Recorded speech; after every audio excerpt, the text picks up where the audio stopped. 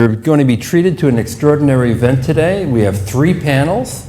The first panel you can see on stage, students and graduates of great MBA programs. Our second panel will feature admission directors from 3 of the best schools in the world: Michigan Ross, Yale School of Management, and the Haas School of Business at Berkeley. And then our final panel, which we'll wrap up with, will be 3 employers of MBAs, 3 of the most desirable employers in the world, in fact, Google, Amazon, and McKinsey. With a bonus thrown in, we have the dynamic dean from Michigan Ross, Scott DeRue. So let's start with our panel of students and graduates. Let me introduce them to you. Actually, we have 3 people who have just or will just have completed the MBA. To my immediate left, we have Ariana Almas, who just graduated 4 days ago. In fact, her partner in crime, Ramu, graduated 4 days ago as well from Michigan Ross. Welcome. And then next to Ariana, we have Nate Micon, who just took a final yesterday at Yale School of Management and will be graduating in roughly 3 weeks.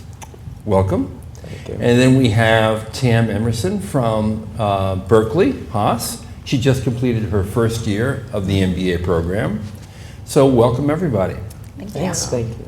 Okay, 3 of you have already been through that grueling 2-year experience. You just completed the worst of it, the core probably, right? So tell me, how did you decide that you wanted the full-time MBA to begin with? Ariana. Sure.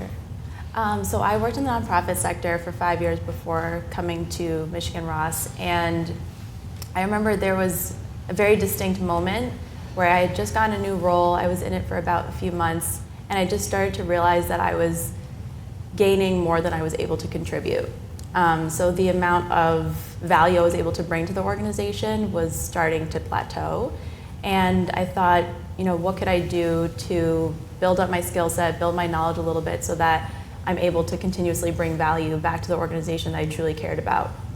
So that was a big decision for me, and I remember at the time, it was very serendipitous. I was talking to a friend who had just moved to Boston. I was in the Bay Area at the time, and she had started grad school. And as I was talking to her, she was just talking about all these experiences that she was gaining from and everything that she was learning, and it just clicked for me. I was like, I think I'm ready to go to school.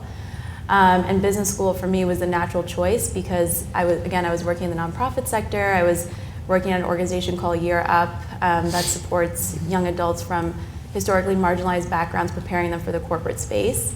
And so in the way I saw it, I was working on diversity inclusion efforts through the nonprofit side, and I wanted to transfer that knowledge and experience over to the for-profit side. And I thought, what better way to do that than to go through the MBA. Tam, you also are a non-traditional student. You came from a nonprofit as well. Mm-hmm. What was your thinking about what the MBA was all about before you actually got to Berkeley?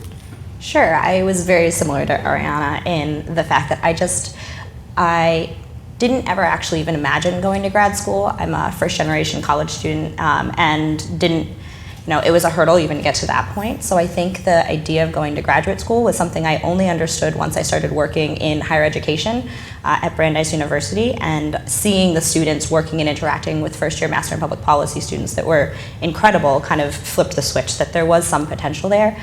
And very similar to Ariana, I felt like I was a team of one running an incredible leadership development program that was national. And I brought a lot of excitement to it, but most of the time I was making it up as I went along. And that's great. I mean, I had the ethic and the drive for it, but there was a point that I felt like, where is this fair to the organization that I am stewarding?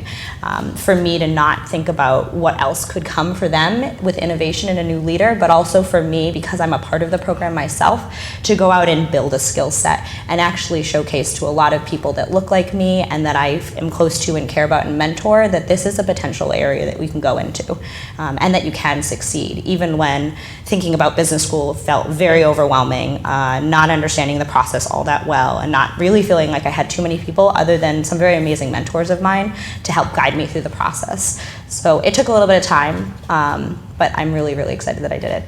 Well, coming from the nonprofit world, I imagine you may have had a less than stellar idea of what business school was about. Oh, definitely. And what was it? Tell me what it was. I mean, I think I had a very general understanding that I was going to go in and learn things like marketing and accounting, but I didn't have much of an understanding of the rigor of it. I don't think I had an understanding of the kind of wholehearted and well-rounded nature that a leader could look at, because I was seeing management done nonprofit world for my entire life, which I know the most impressive leaders, but having a full understanding of what a business should look like, I didn't quite understand that business school would make me dive in as deep as it did to places that I didn't even think I would go into myself. I don't think I'm going to become a core marketer after or jump into investment banking, though for those of you that are, good luck. Except I knew that having a better business acumen would make me stronger, and it took me time to figure out what that would look like. Right. And Nate and Ramu both were in consulting before. Yeah.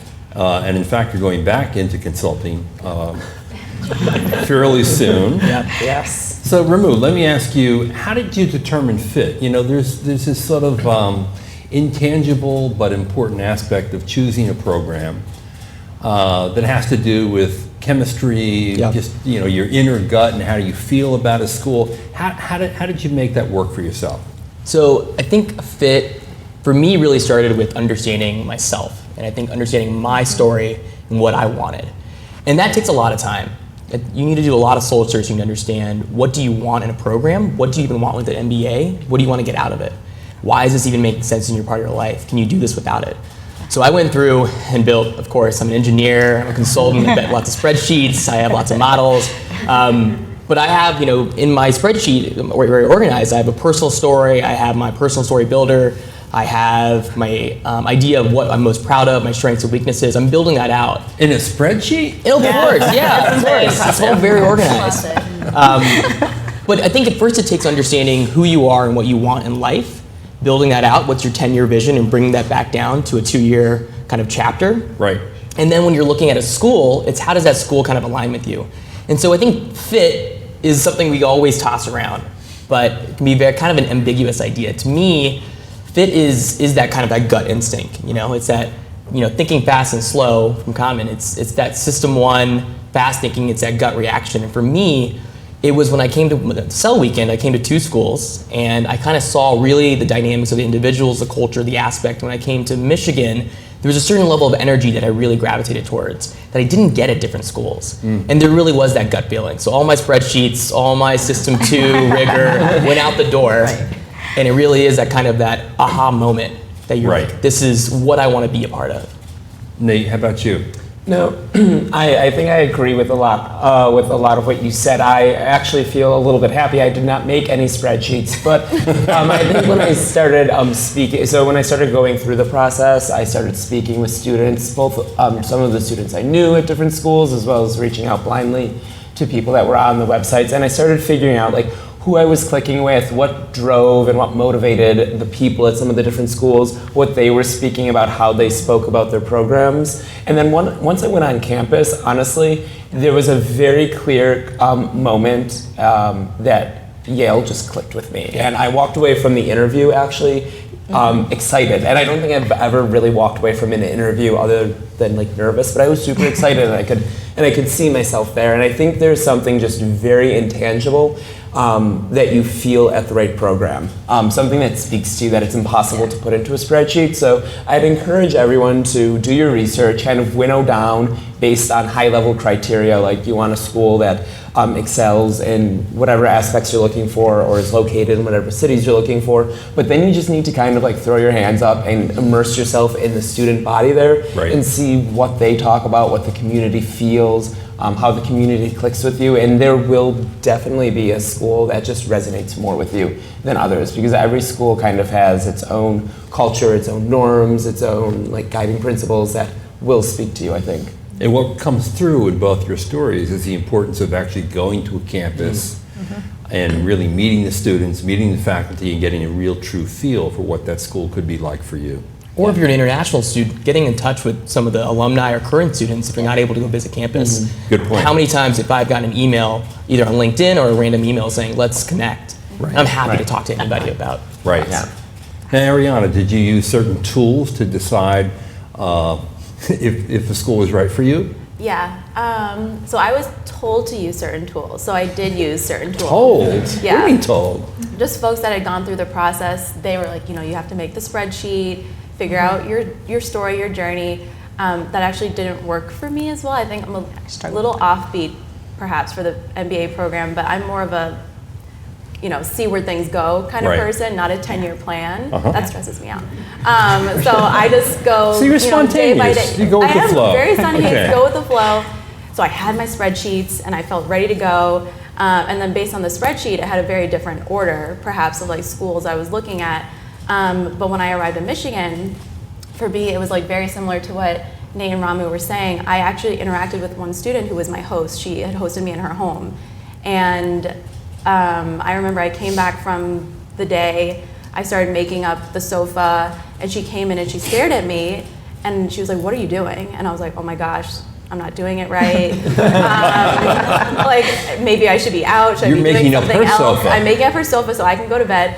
And she's like, "You're sleeping in my bed. Like, I'm sleeping on the sofa. You need your rest. Like, this is a big weekend for you." Wow. And I was shocked and blown away. My own brothers like won't give me their bed. They'll like make me sleep on the sofa and we have to share. So that was a moment for me. I think that's when Wow. the gut starts to speak, because I realized like this is someone that barely knows me and has already given me so much. How did you get matched up with her? Through the admissions office. How about that? Yeah. And she is also at Microsoft, where I'll be going after school. So she's going to be a mentor for life. Oh, that's terrific. But that was a really key moment for me, because I've not experienced that ever in my life. So to have someone offer their own bed to me when I was visiting and I had just met this person, I think that was a really key differentiator, because it made me realize like this is someone that I want to model myself after. And I gave my bed to a friend who's now at Ross the year after, and I imagine that she Pay will it do forward. the same. Exactly. Now it's a tradition. Wow. So Tam, how important was culture in determining the right fit for you? Probably the number one piece that I was looking at when it came to making the right decision. I think that similar to Ariana, there were tools that I wish I had known about, particularly things like Management Leaders for Tomorrow, opportunities that I could have used to help me better hone some of these pieces that I didn't quite understand. So it really did come down to me a lot for things like fit. And culture. And so I did a lot of looking. I think that it's hard sometimes on a website to feel like, is this authentically what this school does? Or are these really nice thoughts you put on a piece of paper, or you had a marketing officer put on a piece of paper, who are incredibly intelligent and thoughtful people, but sometimes there still can be that disconnect. And so for me, it was connecting with people. The culture for me of Haas, we have 4 defining principles that I read them, and even in essays that I wrote for the school, I said, like, these are my values. It isn't that I'm looking at something and saying, oh, I'd love to aspire to these. And I think particularly for Haas, one thing I think is important is that when they cultivated their defining principles, the dean right now will openly talk about the process he went through. And it was about surveying our current population, our faculty, our staff, and our students, and saying, how would you describe what we have here? And then created the principles based off of that. Whereas all too often, companies, organizations, schools say, here are our values and we're working towards them one day. We aspire to do these things, we aspire to live these things and be these things, versus a place that said, we are just describing what already exists, and you could feel it as soon as you got there. You feel it in the students. I have a very similar story as Ariana of getting there on student weekend, but it was different. It was actually, I was paired with 2 other incoming students who were all, we were all Consortium for Graduate Management and Study, and I think that we got there, we were all scared, and she was looking through her luggage. She had been traveling for the last couple of months, and she couldn't find shoes. She's like, I don't know where my shoes are. These are a very critical thing to go and show up someplace and have your shoes. And it was a very duh moment for me in a similar way, where I was just like, oh, well, I've got a pair, like take the pair. And there was kind of automatically this feeling of, I've got your back, you've got mine, we're here to do this together. And that culture then just permeated out throughout the weekend, that for me, even with other schools I visited to learn or anything, I just didn't feel it in the same way that it meant something personal to what I work towards and what I care about.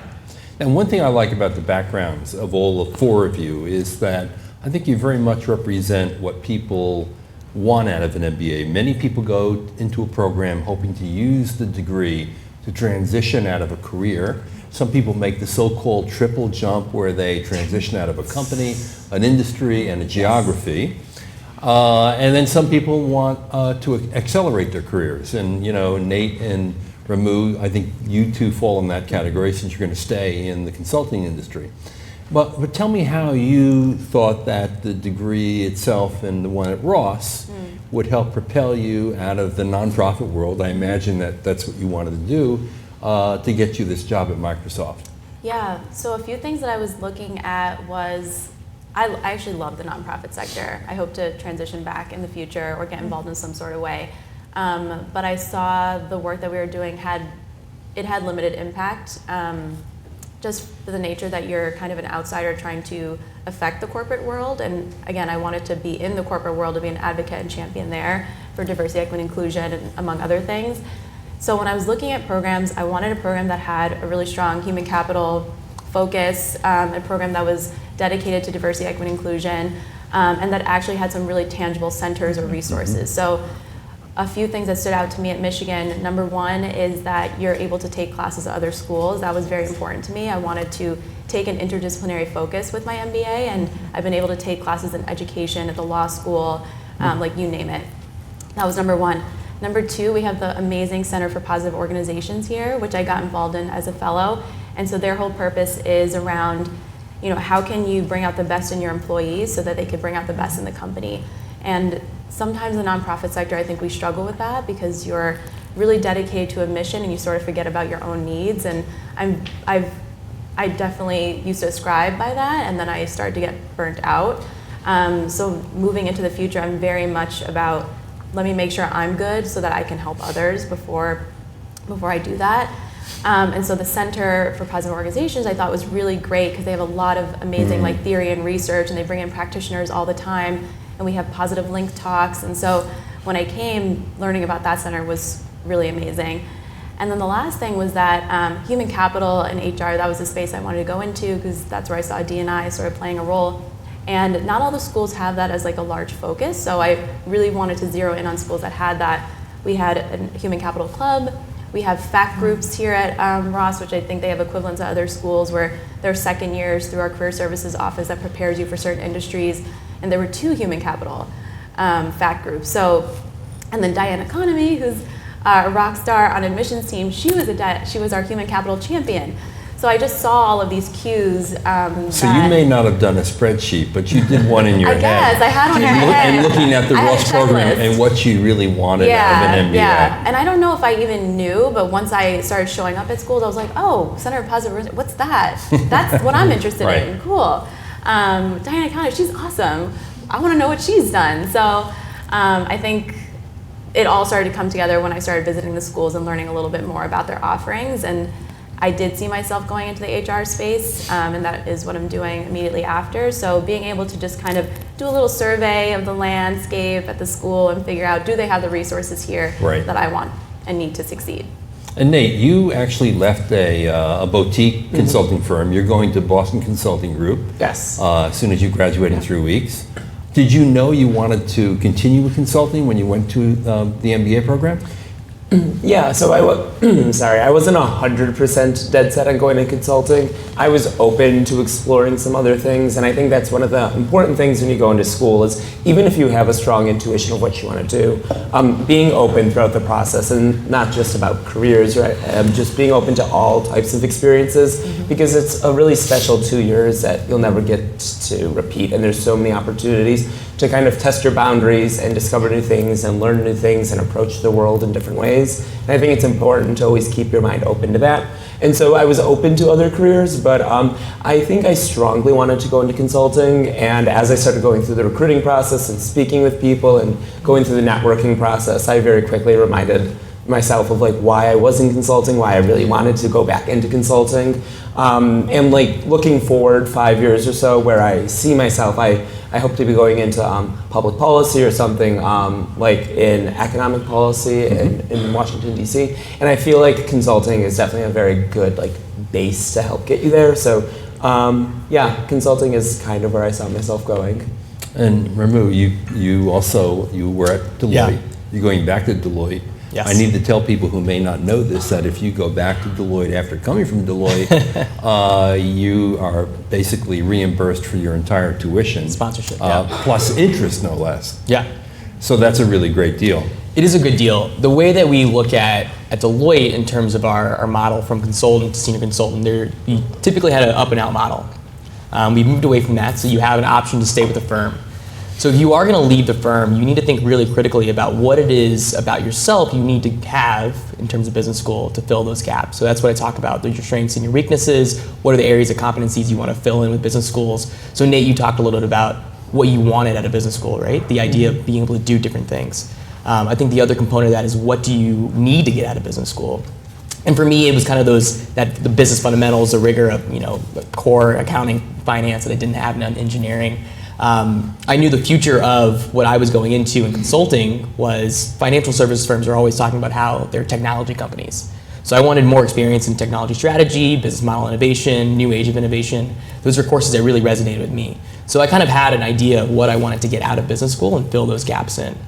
And in your spreadsheet, let's go back to that. Did you weigh factors like the academics, the co-curriculars, the career outcomes of different schools? Oh yeah, they had a very rigorous matrix system where I had schools and I had those dimensions and I had weightings for each of those and I had a spreadsheet that gave me a ranking. How'd you come up with weightings though? Same thing that probably a lot of branding companies are doing for schools. You're taking a very abstract idea of a school and you're picking competencies of, okay, incoming GMAT, outgoing this, and boiling down to a number. I'm trying to do the same thing, but on a personal level. So what matters more to me? Is it location, or is it culture, or is it the curriculum, or is it the ranking itself? Those all have individual weightings, and then I boil that down, but like I said, that went out the door. Right, because it's less about the result, more about the process. Yeah. And how that leads you to think about the different programs. Yeah.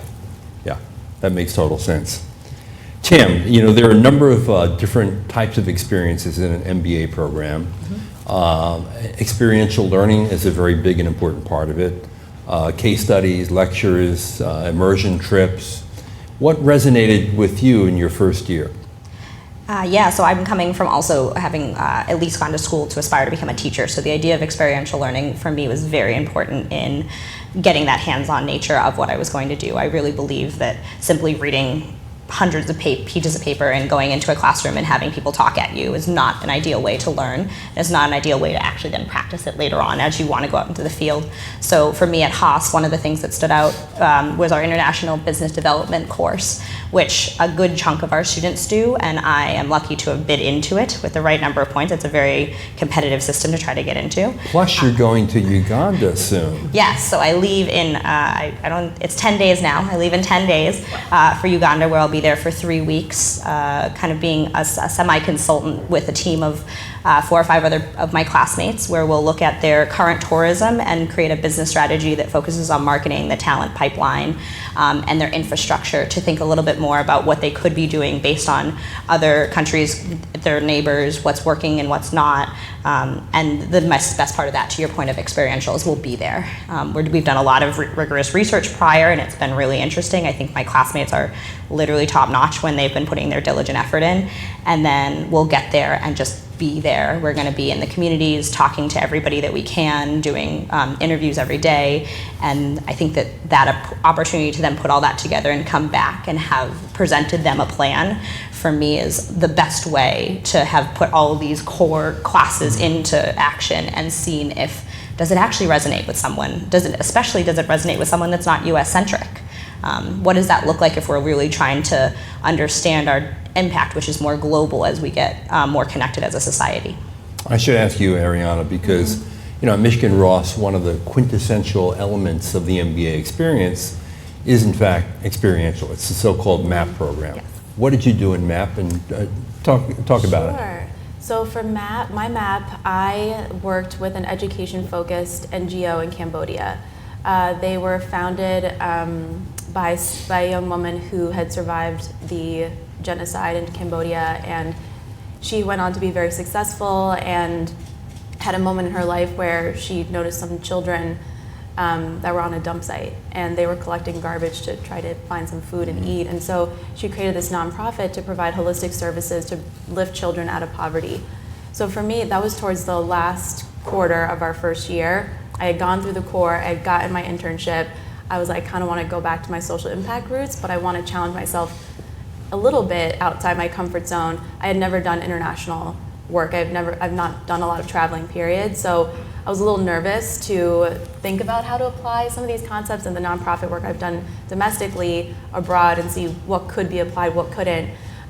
So I spent about a week there, and we got to visit all of the different sites that the nonprofit was supporting, and we worked on a fundraising plan for them. So it's interesting because in nonprofit you do fundraising, and obviously in for-profit you're revenue generating. But there's a lot of concepts that we were able to translate over, and then it was nice because I became like the go-to person on the team because I had the nonprofit experience and I worked in corporate engagement. So I was able to bring a lot of my background into the work.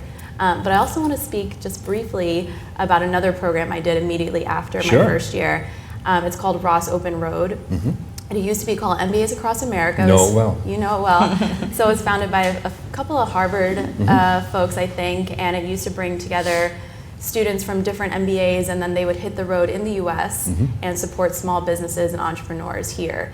So again, I'm much more focused on just domestic work. I've not had a lot of international experience, and I think there's a lot of challenges in our own country and our own society, so I really wanted to dive deep into that. And so immediately after MAP, I hit the road with 3 of my classmates, and we went to, we worked first in Detroit. All of the groups start in Detroit, so we have our new class this year. They had just started this week.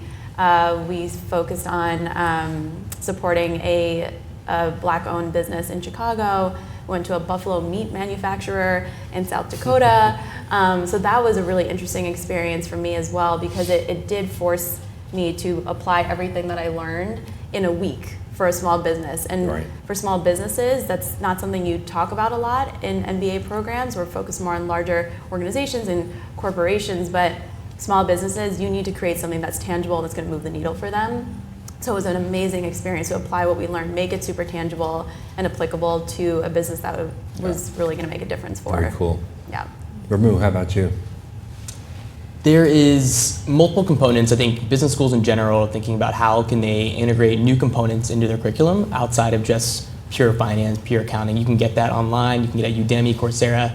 So how do you actually integrate that into the classroom experience? And so at Ross, what we look at is every class has some type of action-based learning component that I think is really important. Part of that is knowing myself. I learn best by doing, and I think a lot of us do. I think case method has its practicality in a classroom setting, but our classes have a simulation component. One of the classes I took, data insights and analytics, was very focused on taking.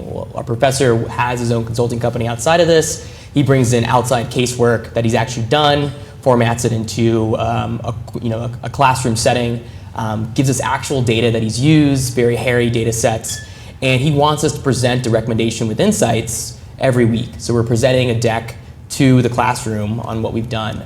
These are actual cases that he's looked at, and so he has real recommendations. And what I liked, Professor Ahn would push us not just to provide accurate insights, but also be selling that next project. Think about what are you gonna deliver to them to get that next project out to them. Action-based learning is a critical component, and I think every school is looking at how can they integrate that into their curriculum. It's often said that the MBA experience is transformative, that it truly changes not only your outlook on business, but even who you are and who you want to become. Nate, how's the MBA changed you? Yeah, so I think the way that I have most changed and I think I was surprised about it, is just in a lot of very soft skill types of ways. The way that I lead and the way that I interact with people, the confidence I got. And I think one of the things I really appreciated about SOM, or a few of the things that I've appreciated. One is the core lasts a year, and you're with the same people, the same cohort, the same small learning team for an entire year, and you kick off that year in a small week-long course called Managing Groups and Teams, where it's kind of like a simulation course where you go through a lot of trials with this group of 8 people that you work with throughout the entire year. And I think that spending an entire year with a group of 8 people really teaches you a lot about yourself, how to lead, when you should lead, when you should step back, how you can learn from people, different ways that people effectively communicate with teams. And it also being within one cohort really makes it a safe space to ask questions, to understand how different people approach problems, to really get deep relationships and understand how knowing people and knowing their background and communicating with people and not making every single project just a transaction, but trying to really get to know them and network with them helps you understand their motivations and how they think and how they approach problems, which not only makes you a better teammate with them, not only makes your connections with them better, but also can kind of push you and inspire you to lead in different ways. And so I'd say another thing that is really nice about SOMs and the way their curriculum is set up is that because it's so integrated with the home university, with Yale broadly, there are a lot of not only joint degrees, but a lot of people who aren't even in the business school in all of your classes. So I think being around people who aren't always just business school students that don't have the same exact outlook on life or the same exact thought process, again, forces you to not only better explain yourself, but being open to different ways of approaching a problem. So I think a lot of the ways that I've changed and that I've transformed isn't necessarily that I know corporate finance better now, or that I hopefully, or that I know accounting better now, or marketing better, but I can think about problems more holistically, and I can work with people across a spectrum, across a range, and I've pushed myself to communicate with people in ways that I wouldn't have communicated before. I've taken on problems and I've taken classes that I never would have taken before, but I've been encouraged by people. So I think I've just very much broadened my horizons and fundamentally become more introspective and really redefined what leadership looks like, the role of business and the role of business as an actor in society.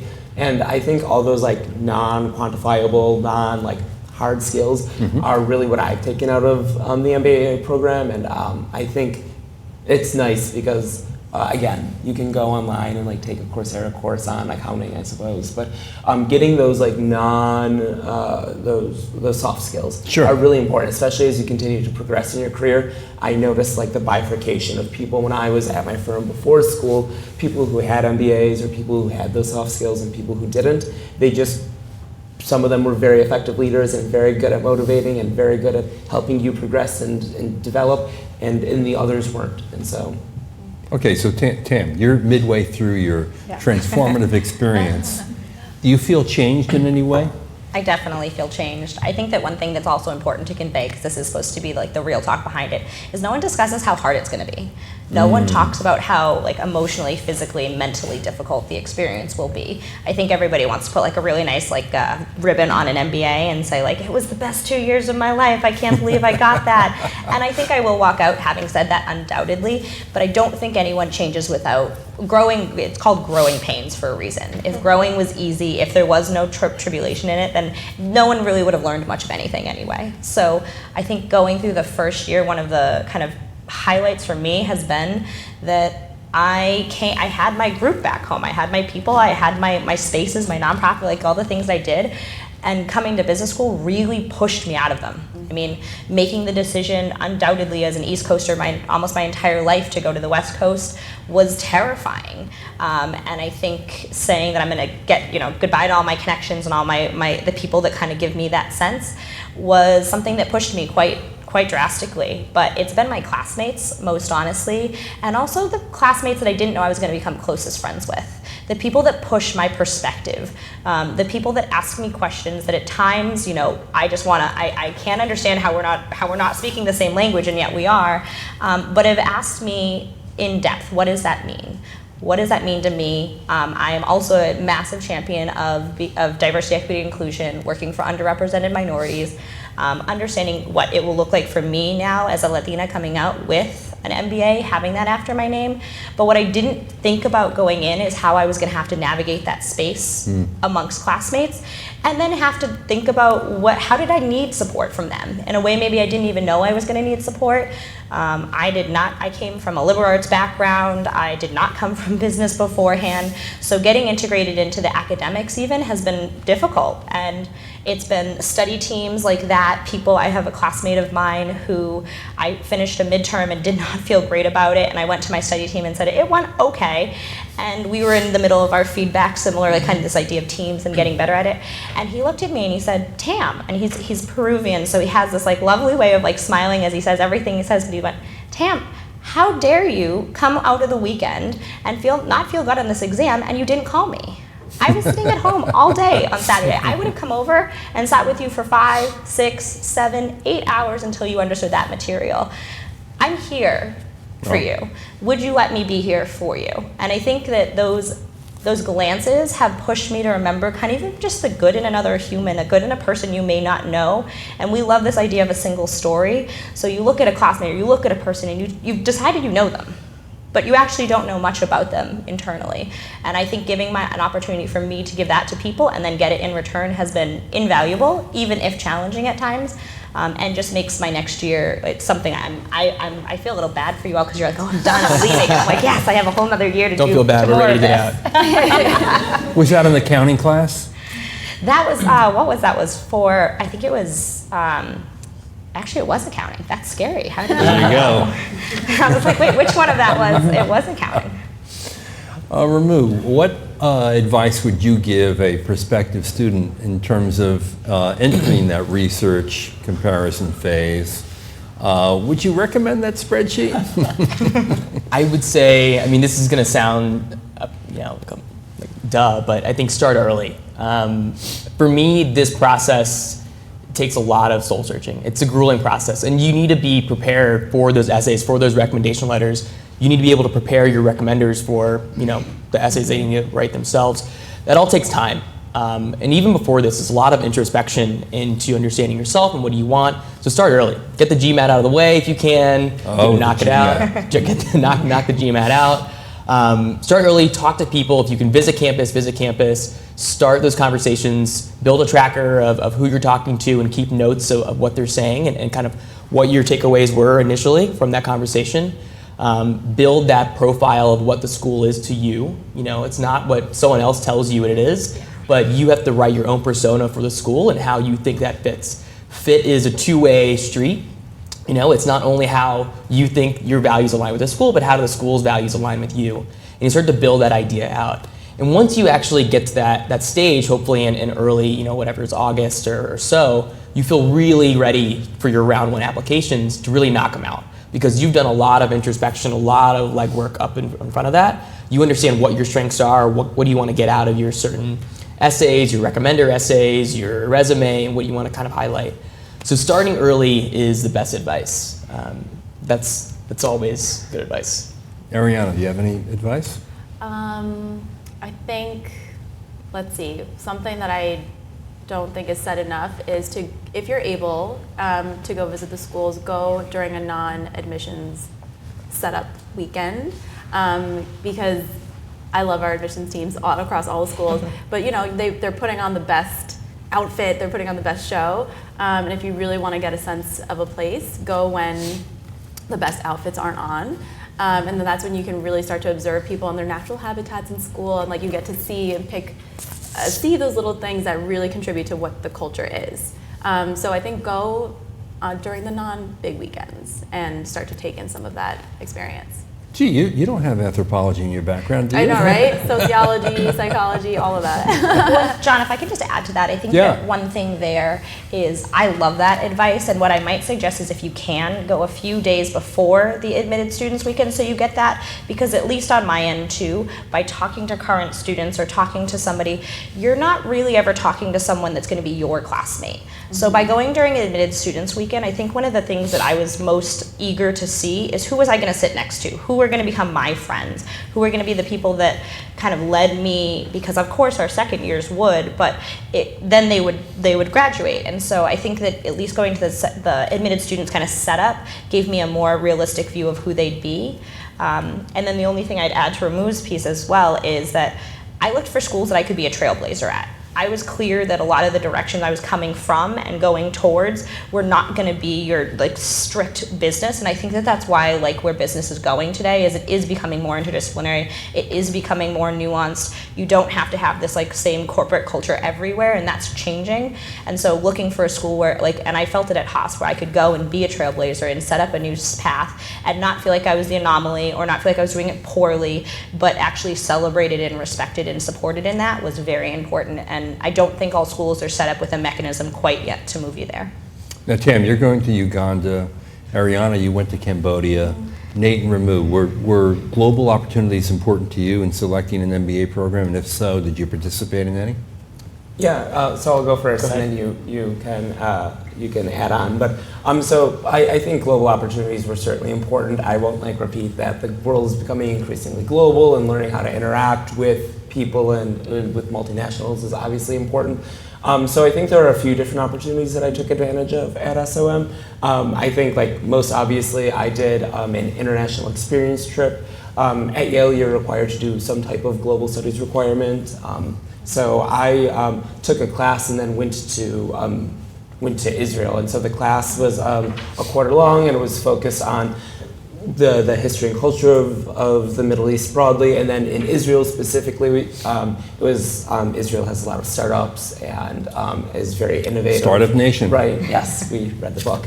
And so when we went, we learned a lot about like their startup culture there, and then when we went, we met with a lot of founders and a lot of different startups, as well as different governmental organizations over there and some diplomats, to get a broader understanding of the area. But what I really took out of that class is, well, I guess like two things. The class was composed of like 30 or so students. It was the first time that we really started mixing in class outside of our cohort. And so it was a great opportunity to go to like a foreign place. So we went to Jordan beforehand, just a group of 14 of us, and we were in the desert for like 2 days. Without like cell phones, and it was the first time where I think for over a half a year that I just like stopped and I put my phone away because we couldn't use it, and we sat around like a campfire and just talked about like why we were in school and what motivated us and like where we came from and like the way that we saw the world, and getting those like deep conversations, I think, is when it initially clicked in me that even people who are around you all the time and have shared experiences have very different perspectives and have very different motivations. And it's a disservice to kind of be next to somebody for 6 months and not really get to know them on a deeper level. And I think that's when I started realizing the importance of getting to know your classmates and getting to know the people that you work with. So I think in that sense it was very transformative. Another way that I really think that I've learned to operate more globally is just the sheer number of people who go to school with me who have who are not from the United States or have a foreign passport. I think at Yale it's something like 50%, and so you're forced to interact and learn from and learn how different people approach different problems. And so there's obviously within the curriculum a lot of global cases, and you'll talk about multinationals, and you'll take classes on being a global team and like how different teams can overcome cross-cultural barriers. But when you're a small learning team of 4 people, like half of them are not from the United States, like that right there is an opportunity that you have to learn how to work in a global team. Indeed. And so I think that just pushes you from day one to you can't like shield yourself from it because it's all international all around you. Remember? Yeah, I think that's a good point. Working with international students definitely gives you a new dynamic in your group settings. John, when I go abroad, I want to have fun. So all my trips that I've done in business school, so went to Peru and went to Norway, have been more fun treks. So we do a M-Trek before school starts. So Peru is the one I went on, and then I led one to Norway. But that being said, I did do some work at Deloitte internationally. I worked in London for a little bit, and then my internship was at Project Finance, an international student lending company. And so in that capacity, I was able to really interface with people from London, from the South Africa office, and our chief business development officer was really focused on developing that idea of how do we work across borders. So he recommends a book called The Culture Map, which I think is a really fantastic read. It talks about the differences in culture, how communication styles are very different from implicit and explicit communication styles, and how do you kind of navigate that pathway. It's really important to understand that as this world becomes more globalized. But when I go abroad, it's for mostly recreational. All right, we're running out of time, but we have a couple of questions from our audience. We have someone who works at Twitter who asks, given what you know now, what, if anything, would you do differently in your MBA journey? Ariana, you want to tackle that? Sure. Speaking to, I think something that Tam mentioned earlier is that it can be a very grueling process, and I think oftentimes you don't know that until you actually get here. Yeah, but you're a poet. I'm You're not poet. a quant. That's true. I could be a quant. No, I'm not a quant. But I would say one of the things I do regret and I wish I had done more of was just really prioritizing my mental and physical and emotional health while I was here. I think it's something that we don't talk about a lot in different business programs and even in business in general. I think the corporate space, I'm always looking to see like what are some of the trends that are happening in that space, and I think it'll start to back up into the MBA programs. But I remember at Microsoft where I was at the summer, wellness was very, very important, talking about mental health. And so I didn't realize it until like a month ago, but our counseling and psychological services right across my dorm, right across the street from my dorm. And if I had known that, I would have I'd like to think I would have gone more often. I'll be around a little bit this summer. I'm trying to take advantage of it before I leave and build some really good habits. But I think that's something that is really important. It is a transformative experience, but it's also grueling, and there are hard times, and you're not surrounded by your comfort zone and the folks that have helped you get here. So I think taking advantage of that and just making sure that you're prioritizing the things that are important to you, whether it be your mental and physical health or what have you, is really important. Tam, you have advice? What would I have changed so far? I think I probably would have changed. It's more of like what I would have done to prepare to come in. I didn't even recognize that there was going to be I call it business is a different language to me. So I didn't know when I was going to come in that I was going to have to like kind of be in these classes and already know a language that I wasn't using every day. I really wish I had done something as simple as kind of picked up books beforehand that were business focused that I could have done over time, even in my application phase, so that when I got here, it didn't feel so much like I was a fish out of water trying to both learn a new language and all these people and figure out which co-curricular and all the things that kind of keep going on the ands. And it would have been pretty simple to have done. Ramu, here's a question from someone at Facebook. What surprised you most about the MBA experience? Oh, wow. You alluded this earlier, but it is rigorous. I think there is a concept at business school, at least, so my brother is a PhD, and he saw his friends at Wharton having a really fun time, and he said, oh, those business school kids, all they do is just party. There is a true aspect that our classes are tough. They are academically rigorous. And so I think that's a stereotype that we get wrong sometimes at business school. We are learning true concepts. They're tough, a lot of casework, a lot of homework. We're not, it can be grueling. And so that on top of the recruiting aspect, on top of the networking aspects, on top of the stresses of actually just living, not from your hometown, can all kind of compile on you. So you need to have your own space, your own time. Set some time on your own calendar to have some personal space and time. Maybe it's a gym time or it's a phone call with your wife or girlfriend. But you need that time as well because this is a mentally and physically grueling. Nate, biggest surprise for you? I think what surprised me is how, you come in and you have all these expectations like that everything is going to be different and then you have all these opportunities. I think it's very easy to kind of fall into like whatever your niche is and kind of stay in your little silo or in your track, even though there's like 300 really interesting people around you. And if you're not very conscious about it, I think it's very easy to go through the motions every single day and go to class and do your homework and like hang out with your group of friends that you've met at the very beginning of the year and never really expand your horizons, which I think is a real shame if you go ahead and do that.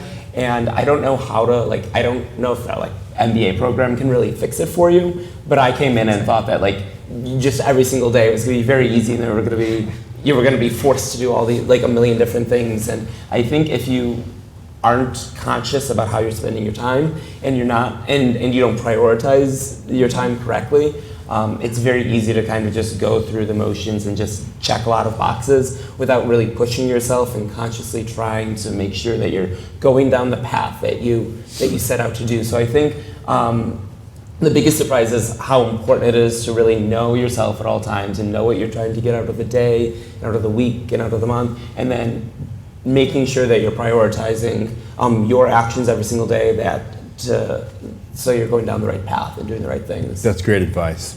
So, believe it or not, our time has run out.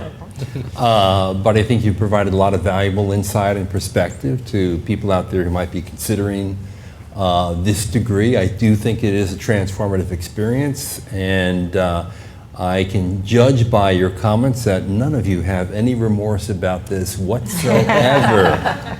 So, Ariana, thank you. Good luck at Microsoft. Nate, good luck at BCG. Thank you. Tam, we don't know where you're going to go, but you're going to have a lot of fun in Uganda soon. Yes, I'll be at Danaher this summer, so There you go. at least a first step. And Ramu, good luck to you at Deloitte. Sure. And for all of you out there, thanks for watching. We're going to take a 10-minute break, and then we're going to come back with panel 2, which you won't want to miss. We'll have the admission directors of 3 great schools, Yale, Berkeley Haas, and Michigan Ross. So see you in 10 minutes. Thanks for watching.